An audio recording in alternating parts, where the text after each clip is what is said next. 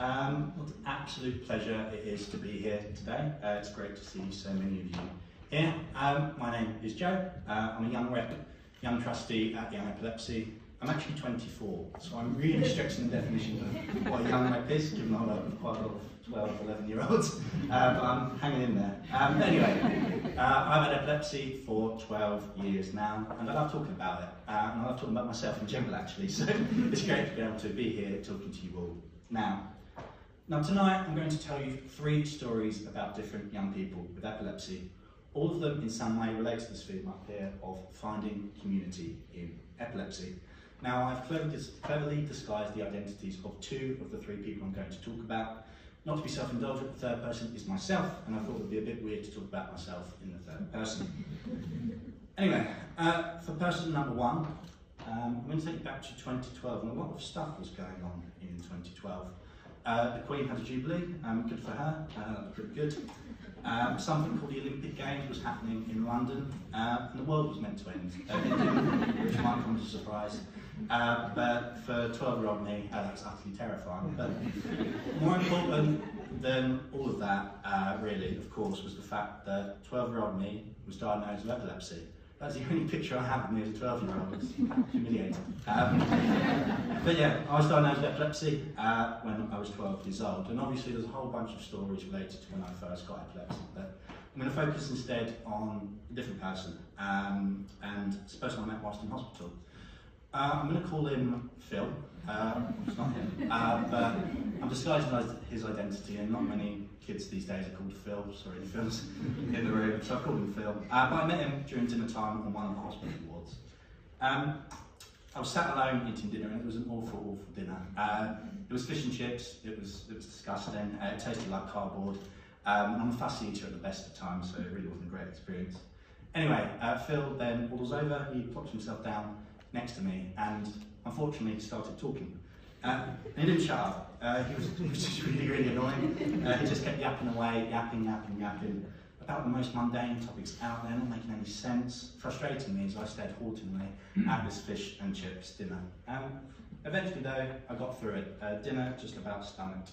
And I was reunited with Mum and spoke to her about my ordeal. What was apparent though was that the reality of Phil's situation was quite different to the many assumptions I was obviously making about him. Mum had been talking to Phil's mother. It turned out that Phil was having hundreds of seizures a day. He'd been tried on several medications, but none of them were working. I compare this to my situation. I was having a few seizures sort of every few days on average.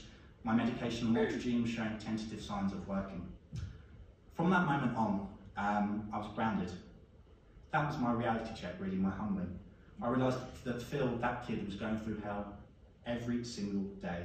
And for him to even have the courage to come up and talk to miserable old-looking me was something that should have been commended. Ever since that day, he has been a motivating force in every single epilepsy-related activity that I've done. I wanted to use that position of what I call epilepsy privilege to try and do a spot of good. From running the London Marathon in 2018 for Young Epilepsy, which was my first interaction with the charity, becoming a young rep and trustee, to eventually writing my master's dissertation on an epilepsy-related topic, do interictal epileptiform discharges affect working memory. I have no idea how that kid is doing now. I really hope he's okay, but it just shows that that was my first interaction of meeting someone else who has epilepsy, and it's brought me all this way. Person number 2 then is myself, because unfortunately I grew up. I discovered things, alcohol, for example, women, we'll get to that, and I got arrogant about my epilepsy, to be honest. I drank, I had late nights, I cared little for my health, because my medication was working, and I wasn't having seizures, so I didn't think much of it. That was until the summer of 2021. The sun was shining, the birds were singing, all that jazz. I went to a local pub with my best mate, the Windmill. We called him Windmill because he had really long arms, and it was also the name of the pub. Anyway, we went there not to drink, but to play tennis. I was going through that playing tennis stage that all men in their early 20s in my generation seem to do. I went to the bar, and I asked the bartender for the keys to the tennis courts. And of course, she was beautiful. I froze, I was flustered, I had to pay a deposit, She asked me cash or card, and I responded, thank you, smooth as sandpaper. Eventually, I paid a deposit, I got the keys, I went and played tennis with my mate for an hour, as we helplessly tried to brainstorm ways I could get this girl's number.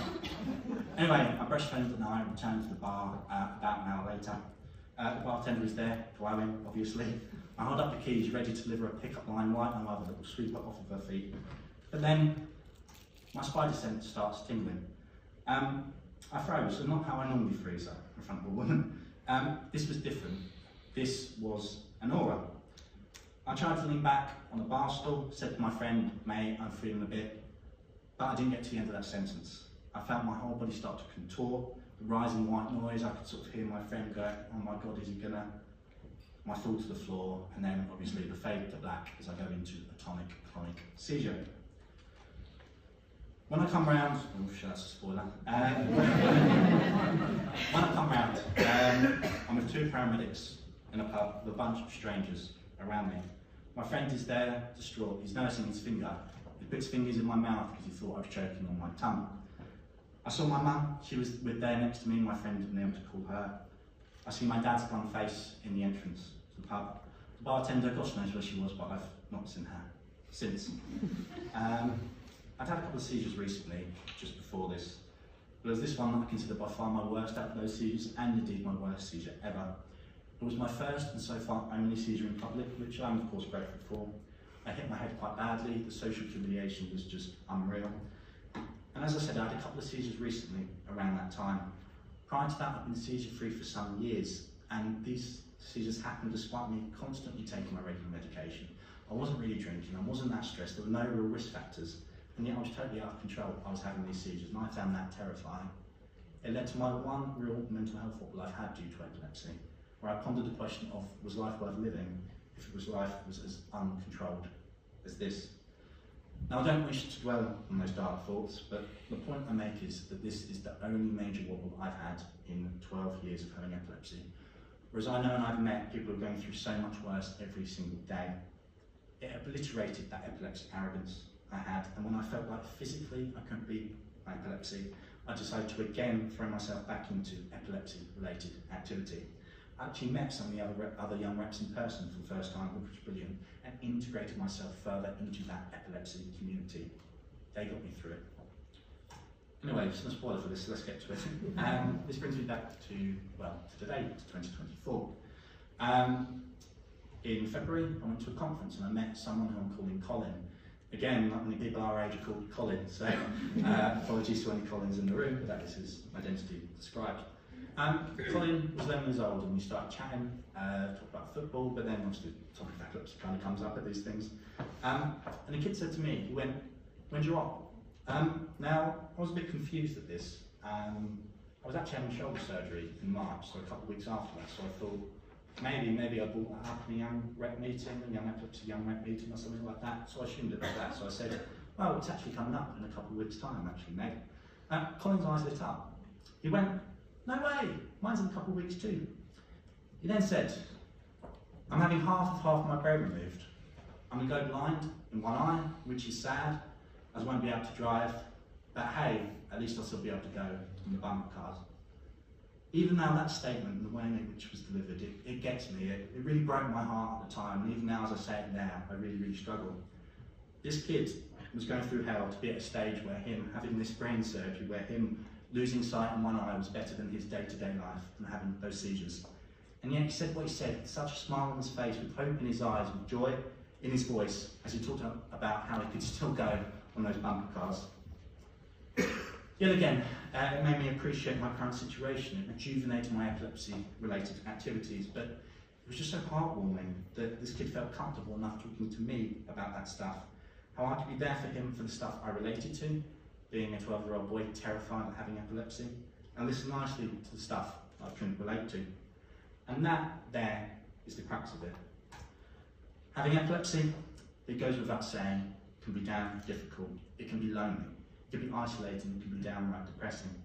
The best cure I found for that is talking to other people with epilepsy, being part of that epilepsy community. It can humble you, as I found out in the summer of 2021, when I was desperate for people who could understand what I was going through. and it made me feel valued. It was a voice for advice, or a voice for support, as I found out with that kid a few months ago. Having epilepsy has been a huge, huge struggle, but it's also made me the person I am today, and it's the reason I'm here in front of you right now. It's given me a purpose and a drive that I otherwise wouldn't have had. It's been a hell of a journey, but one I couldn't have obviously gone on without my loved ones, who I absolutely cherish, but also the support of that community of people with epilepsy. Us young reps have regular meetings, and every now and then we reflect on the best part of being a young rep. And without fail, people always say it's getting to meet the other young people with epilepsy, to hear their stories, to empathise with each other and share their experiences, to know we're not alone. As I wrap up here, this isn't just me saying how great Young Epilepsy are, although you guys are bloody brilliant, for facilitating these communities, but more for me to stress how important these outlets are for young people with epilepsy. When medication and treatments aren't working, when research doesn't yet have the answers, we need something to keep us going, and for me, that is each other. Thank you, everyone.